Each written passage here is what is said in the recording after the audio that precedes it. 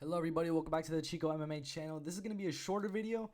This is just something that I feel like I should talk about because it's been a topic for the past few days. It's been something that's been on people's minds and it's definitely been on mine.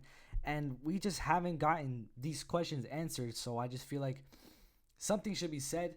And I just want to voice my opinion. So if we look here, Bellator 290, this is Ryan Bader versus Fedor Emelianenko, the rematch.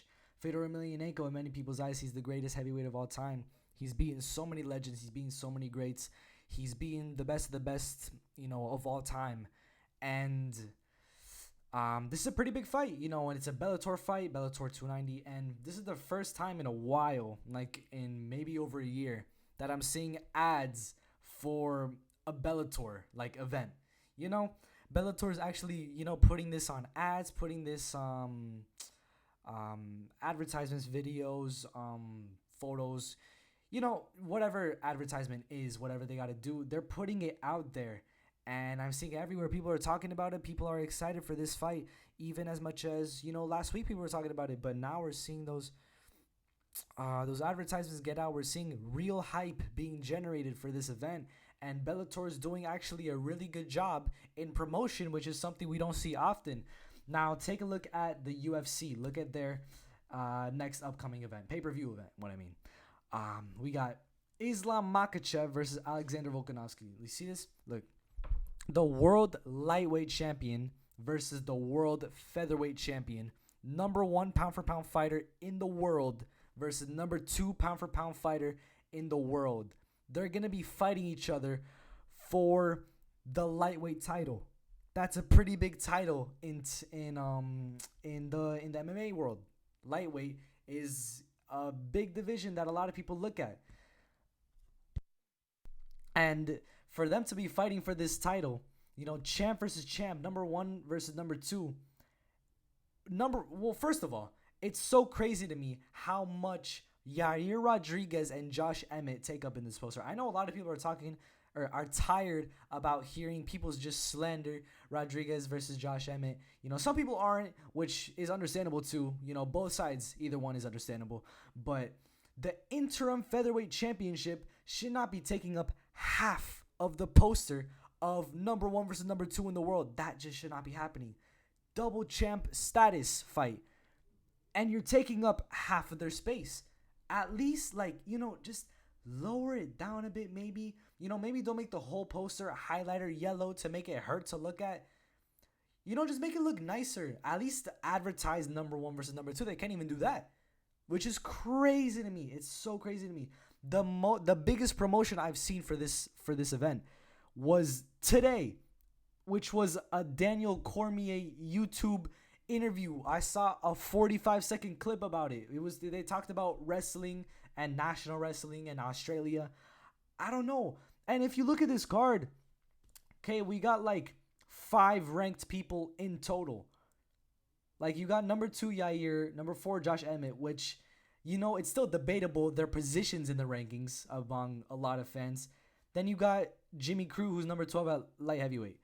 And then you got the 2 champions. That's it, bro. I mean, you can look at Jack Della Maddalena versus Randy Brown. That's a good one. But again, another thing people have been saying, 5-3 Justin Tafa should not be fighting 13-7 Parker Porter on the main card. You're paying $80 to see Justin Tafa versus Parker Porter. Obviously, the first 2 fights, they might make it worth the money. Like hell yeah, those are 2 really good fights, but they're just not putting enough into the rest of the fights. Why? Okay, well, for one, they're obviously trying to stack up, the next fights, the next pay-per-views, and the next fight nights. Those have a lot of good fights lined up for them, which, okay, that's cool too. Conor McGregor doesn't need an undercard for him because he sells pay-per-views himself. Whether it's just by himself or the UFC promotes him a lot, you always know when a McGregor fight's happening because the UFC puts it out there. Obviously, that's not the only reason why. There's a lot of reasons why, but the UFC putting it out there is a big reason, and it definitely helps to get him those 1 million buys every time. So why can't they just do the same for Islam Makhachev versus Volkanovski? This is a way higher stakes fight than Poirier versus McGregor 2 or 3. Yet this is getting a fraction, a fragment of the promotion of one of those, of half of one of those, if that makes sense at all. Like, I can't even really put it into like into words. Like, I don't get it, And this is all off the top of my head, and I don't even know what to say. Like, the UFC just needs to step up their promotion. Like, people have been saying, and I'm agreeing with all of them. Like, we're seeing more promotion for the slap fighting power slap league than Makachev Volkanovski, champ versus champ, number one versus number two. I mean, it's crazy. There's so many ways that the UFC could hype this up, making this a high stakes lightweight championship fight, making this, this is the future of lightweight. And if Volkanovski becomes double champ, or even if he doesn't, the winner of the interim featherweight championship, if you want to even call it that or promote it, say like, oh yeah, that one's really high stakes too, because it'll determine who's next for that featherweight throne, or whatever the UFC magic wants to put out there. They can do that. They can make this hyped up. They're in Australia. They don't go to Australia very often. People know this.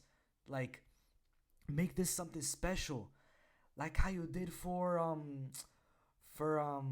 don't even really want to say like Singapore, because they didn't hype that one up too much either. When they go to these places, like when they go to London, bro, when they go to the UK, it goes crazy. Like when they went to Orlando, and I flew out over there, that was nice, and they hyped that up. They stacked up that card. It was a more fun card than this one, just because there was more fun names to watch. And they even promoted that one decently for a fight night, and it had a fight of the year contender. It had a lot of fun finishes, had a lot of fun fights. It was a fun event.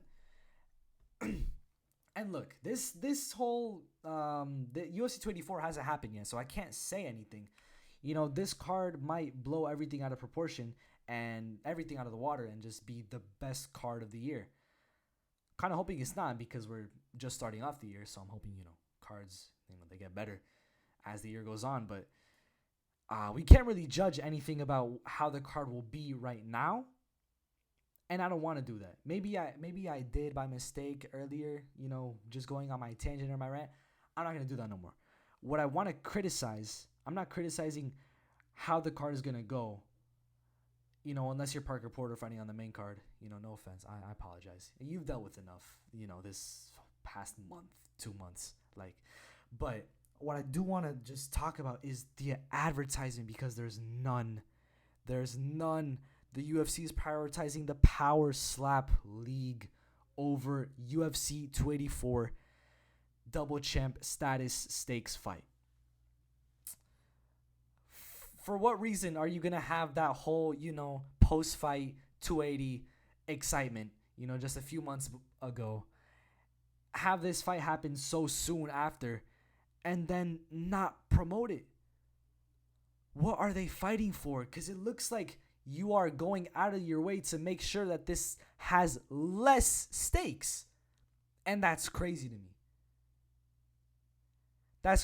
Anyways, I'm going to watch this anyway, because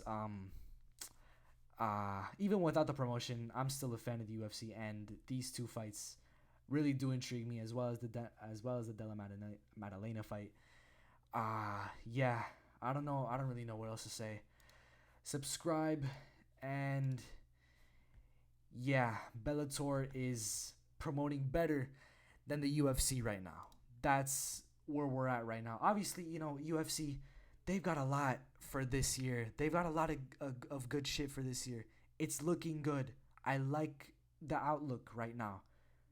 But that's just for the year in general, If we're looking at this UFC 24, it's just I don't know, man. They got to step up the advertisement. That's all I'm saying. This next week better be the craziest wacky week I've seen. Anyways, I'll see you, maybe not tomorrow. I'll see you Sunday for the review on Lewis vs. Spivak.